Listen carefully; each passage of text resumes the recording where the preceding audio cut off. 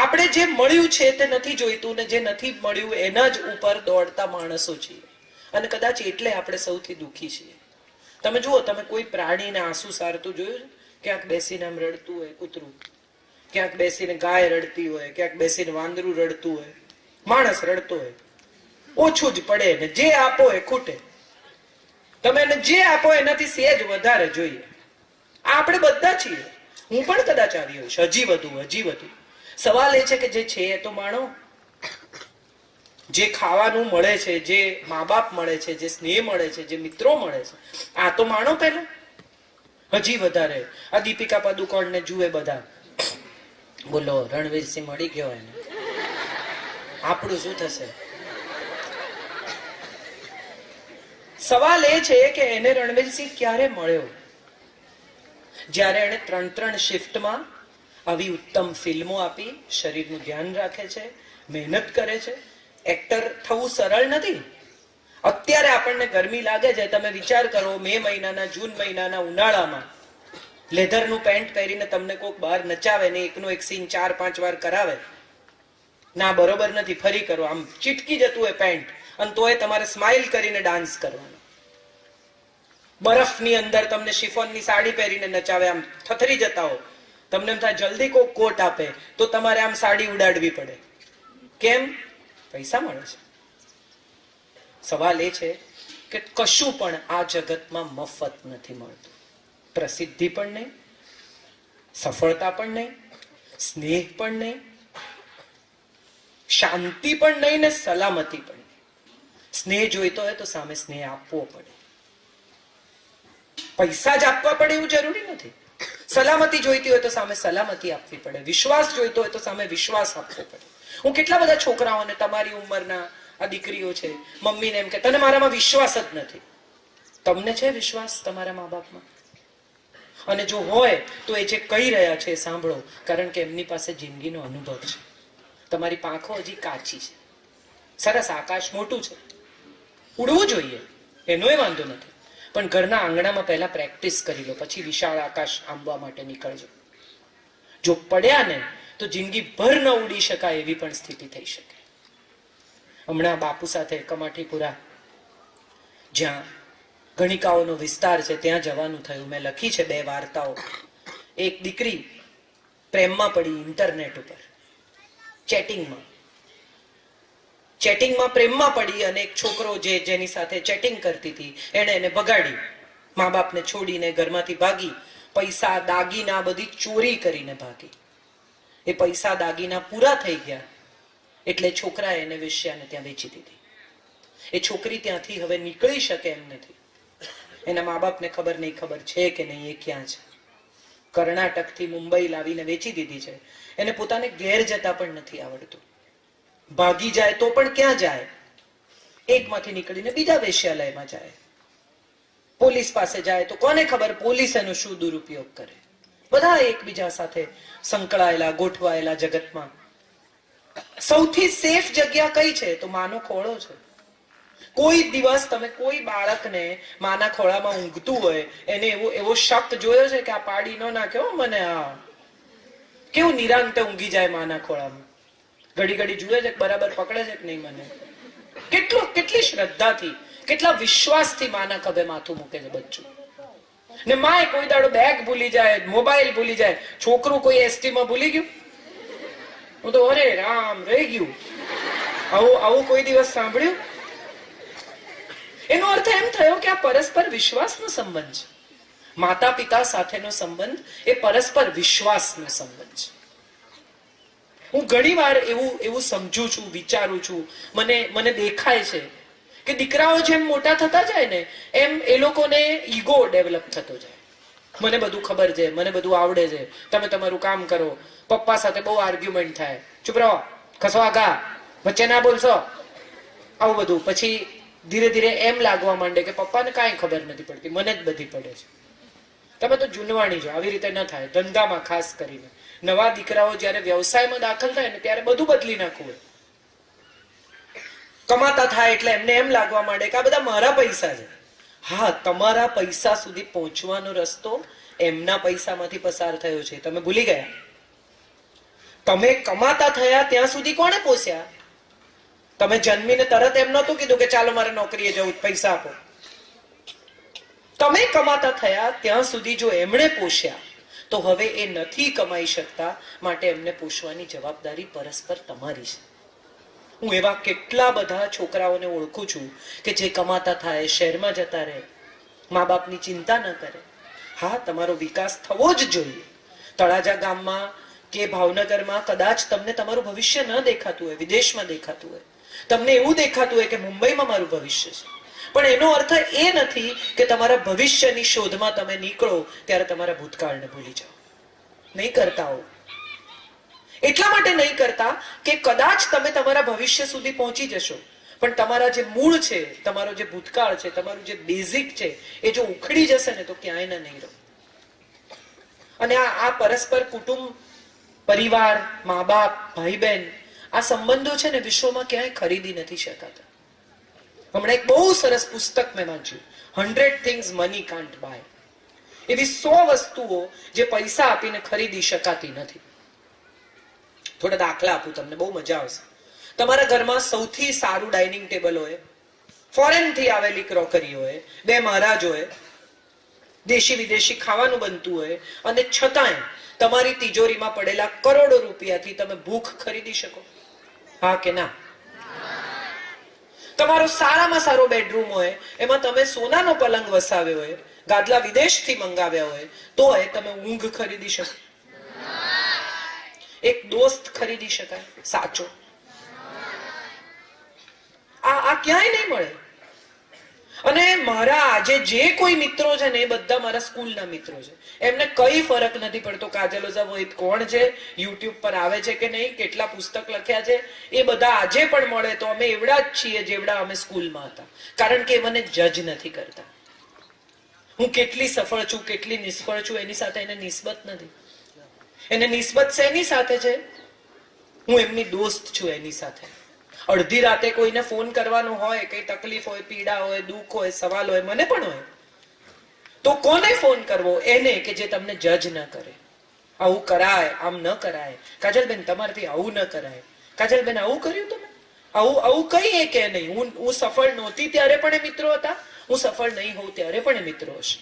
કારણ કે એને સંબંધ મારી સાથે છે, મારી સફળતા સાથે, મારા નામ સાથે, મારા સેલિબ્રિટી હોવા સાથે, મારા યુટ્યુબ સાથે નથી. એ મને ઓળખે છે, મારા આંસુને, મારા સ્મિતને વાંચે છે. અને એવા લોકોને ખોતા નહીં જિંદગી, કારણ કે એ પણ બહુ જ મહત્વના માણસો છે. મારે જે વાત છેલ્લી કરવી છે, અને પછી આપણે થોડા પ્રશ્નોત્તરી કરીએ, જે હવે મારે તમારી સાથે કરવી છે. બહેનોને તો મેં બધું બહુ કહ્યું. મારે તમને એક સાદો સિમ્પલ સવાલ પૂછવો છે. તમે સાયકલ પર જતા હો, સ્કૂટર પર જતા હો, અને બીજો કોઈ છોકરો એક છોકરીની મજાક કરતો હોય, મશ્કરી કરતો હોય, એને છેડતો હોય, તો તમે શું કરો? તમે એવું વિચારો કે આપણે કેટલા ટકા છોડો યાર, આમાં ક્યાં પડવું પારકા ઝઘડામાં? કે તમે ત્યાં ઊભા રહીને છોકરાને પડકારો, એને એમ કહો કે આ શું કરે છે? એ કદાચ તમને એમ પૂછે તારી શું થાય, તારી બેન છે? ત્યારે તમે શું જવાબ આપો છો? મને નહીં, ત્યારે આપજો. બહુ અગત્યનું છે. આપણે બધા અહિંસાના પૂજારીઓ છીએ, અને આપણે બધા એમ માનીએ કે આપણે મર્દ છીએ, વાળ આમ અરીસામાં જોઈને આમ. એ મર્દાનગી નથી. છાતી પર વાળ ફૂટવા, મૂછો આવવી, એ મર્દાનગી છે જ નહીં. મર્દાનગી એ છે કે એક સ્ત્રી એકલી ક્યાંક ઊભી હોય, એને કોઈ તકલીફ હોય, તો ઊભો રહીને પોતાની 5 મિનિટ 10 મિનિટ બગાડીને પણ એને મદદ કરે ને સાચો મર્દ. બાકી સ્ત્રીની મજાક કરે, એને ઉતારી પાડે, એના પર હાથ ઉપાડે તો બહુ સરળ છે. સ્ત્રીને મારવી જરાય અઘરી નથી. એ તો માર ખાવાની જ છે. અને એમાં જો પત્ની હોય તો અચૂક માર ખાશે સાહેબ. જશે ક્યાં? મા બાપ તો રાખશે નહીં. છોકરા છે ઘરમાં, માર ખાઈને ચૂપ બેસી રહેશે. પણ નબળા પર હાથ ઉપાડવો એ મર્દાનગી છે કે નથી, એ તમારે જાતે નક્કી કરવાનું. ખરેખર મર્દ હો ને તો તમારાથી 1.5 ફૂટ ઊંચો હોય ને એને મારી જુઓ, તો તમને ખબર પડે કે આને મરાય કેમ. 5 ફૂટનો આટલો પતલો માણસ 6 ફૂટના માણસને એમ કે ને કે જા જા તને માફ કર્યો, તો એમ માનવું કે ખરેખર માફ કરે છે. બાકી તો ક્યાં એમાં પ્રશ્ન જ નથી આવતો. આપણે તો હાથ ઉપાડવો, સ્ત્રી સાથે ગાળાગાળી કરવી, એનું અપમાન કરવું, એમાં ક્યાંય કશું અઘરું નથી. અઘરું શું છે? સ્ત્રીને સન્માન આપવું. આપણે રાજપૂત હોઈએ, બ્રાહ્મણ હોઈએ, વાણિયા હોઈએ, આપણે કોણ છીએ એ બહુ મહત્વનું નથી. અગત્યનું એ છે કે આપણે માણસ છીએ સાહેબ. અને જે માણસ છે ને એ બીજા માણસ સાથે, બીજી વ્યક્તિ સાથે ક્યારેય ખરાબ વ્યવહાર નહીં કરે. અને આ વાત માત્ર પુરુષોને કે સ્ત્રીઓને નહીં, મારે માવતરોને કહેવાની છે કે હાથ ઉપાડવાથી છોકરા સુધરે એવું માનતી બધી જ માવતરોથી મૂર્ખ બીજું કોઈ નથી. મારવાથી છોકરા સુધરે આવું જે મા બાપ માનતા હોય ને એ એમના બાળકની અંદર વિદ્રોહ અને વિરોધ નાખી રહ્યા છે. તમે જયારે 70 ના થશો, હમણાં નાનકડું છે, કઈ કરી શકે એમ નથી, એટલે તમારો માર ખાઈને રડીને ચૂપ રહેજો. પણ જેવા તમે 70 ના 60 ના થશો ને એ 25 27 ના થશે ને ત્યારે એને માર યાદ રહેશે કે હવે આવો લાઈન પર, હવે માર મને, હું જોઉં તું કેમ મારસ. હાથ ઉપાડવાથી જગતમાં ક્યાંય કોઈ વાતનો નિવેડો આવતો જ નથી. ઢોર હોય ને, બે ઢોર એ સામસામે લડે ત્યારે હાથ ઉપાડે. બાકી માણસ તો મારીને નિવેડો લાવે જ નહીં. માણસ પાસે શબ્દ છે સાહેબ. અને ચર્ચા કરો, બેસો, સમજો વાત, પૂછો એને કે એને શું વાંધો છે. હમણાં થોડા દિવસ પહેલા હું હૈદરાબાદ થી આવતી હતી ને એક છોકરો અને એક છોકરી, યંગ, એના 2 બાળકો, એક 2-2.5 વર્ષનું અને એક એકદમ નાનું ટબુડિયું 4-5 મહિનાનું. એ લોકો પ્લેનમાં ચડ્યા, પતિ પત્ની સાથે હતા અને 2 જુદી જુદી સીટ લીધી. માં એકદમ છેલ્લી સીટમાં ટબુડિયાને લઈને ગઈને સુવડાવી દીધું અને 2.5 વર્ષનું જે છોકરું હતું એને પિતાએ આગળ રાખ્યું ને એને વિડીયો બતાવે ને આમ કરે ને એની જોડે કે પત્તા રમે ને કઈ કામ કરે ને એને બિઝી રાખ્યું 2.5 કલાક. ને પેલાને પાછળ જવા દે નહીં. મમ્મા એમ કે એટલે વળી એને વાત ફેરવી નાખે, જો જો જો બારીમાંથી શું દેખાય, આમ તેમ. અમે નીચે ઉતર્યા હૈદરાબાદ ત્યારે મેં એને કહ્યું, મેં કીધું યાર તમે જબરદસ્ત પિતા છો, જોરદાર તમે તમારા બાળકની કાળજી કરો છો. અને ત્યારે માણસે મને જવાબ આપ્યો કે આજે જબરજસ્ત અદ્ભુત માં છે ને 3 રાતથી સૂતી નથી, એ 2 કલાક સુવે ને એટલું જોવાની મારી જવાબદારી છે. આમાં ક્યાંય વેવલા, ક્યાંય નબળા, ક્યાંય નમાલા થવાતું નથી. પોતાના બાળકને ઉપાડવું કે પત્નીને થોડી મદદ કરી દેવી. નમો નારાયણી, તમે ઘરમાં દેવીની મૂર્તિને નહીં નમો ને તો ચાલશે, પણ 12 મહિના જે રાંધીને ખવડાવે છે ને અન્નપૂર્ણાને મનોમન નમન કરજો. એ માં હોય તો પણ, પત્ની હોય તો પણ, બેન હોય તો પણ. અને આમાં ક્યાંય તમે નાના નહીં થાવ, તમે મોટા જ થશો. નમનારા કોઈ ક્યારેય નાના થતા નથી, એ મોટા જ થાય છે. આ કાયમ માટે મારે તમને કહેવાનું. પત્ની આવે તો પણ આ સહનશીલતા. ક્યારેક એવું થાય કે પત્ની પણ ગુસ્સે થાય, ક્યારેક એનું મગજ જાય. ખાલી તમને જ ચીડાવવાનો અધિકાર નથી. એ દિવસે સહેજ શાંત રહીને એને શું કહેવું છે એટલું સાંભળી લો ને તો એ બહુ છે. એક છેલ્લી વાર્તા કહીને મારી વાત પૂરી કરું, પછી આપણે પ્રશ્નોત્તરી કરીએ. કાલી ઉશ્કેરાય છે, ભયાનક. દુર્ગામાંથી કાલીનું સ્વરૂપ થઈ જાય છે, મગજ ગુમાવે છે, હાથમાં ખપ્પર છે, વાળ છૂટા છે, આંખો લાલ નીકળી છે કે આજે તો વિધ્વંસ કરી નાખું, ખતમ કરી નાખું જગતને, ફિનિશ, કોઈ બચે નહીં, મારે જોઈએ જ નહીં. અને વિષ્ણુ દોડે છે શિવ પાસે કે તમે યાર કરો કઈ, તમારી પત્ની તો બગડી છે બધા ઉપર.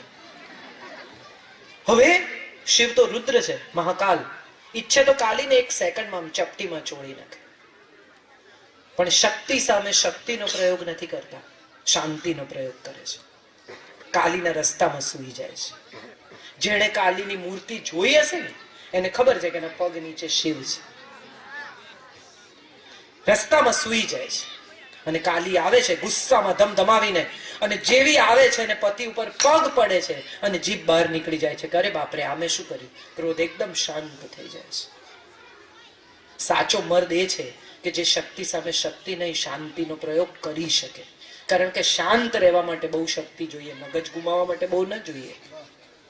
એક ભાઈ નાનકડી બાબા ગાડી લઈને બગીચામાં ફરતા હતા અને એનું છોકરું રડે મોટા અવાજે હા કરીને, અને ભાઈ એને કયા કરે, પ્રશાંત શાંત થઈ જા, પ્રશાંત મગજ ગુમાવવું તને પોસાય નહીં, પ્રશાંત તારી જાત પર કાબુ રાખ, જો પ્રશાંત તું સારો નથી લાગતો.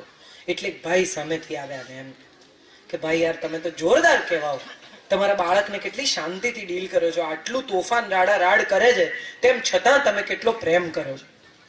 અને પછી એમણે પેલો બાબા ગાડીમાં સૂતો તો એને આમ કરીને કે પ્રશાંત બેટા, એટલે પેલા ભાઈ બગડ્યા કે પ્રશાંત મારું નામ છે, હું મારી જાત સાથે વાત કરું છું. પહોંચશે ધીમે ધીમે.